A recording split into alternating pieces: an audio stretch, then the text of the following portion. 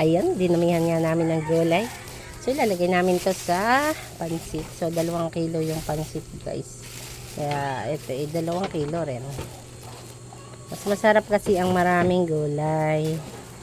O, diba? Hindi na kami magagayat kasi nga, binili na namin ito na gayat na.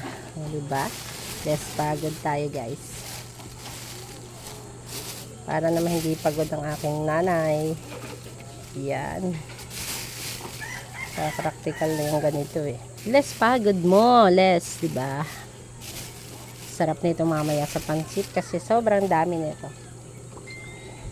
Yung sahog, di mo pinakita yung karne. So may karne pa yan ha, mamaya na yun ha. Huwag yung ano, kayutay. Later on.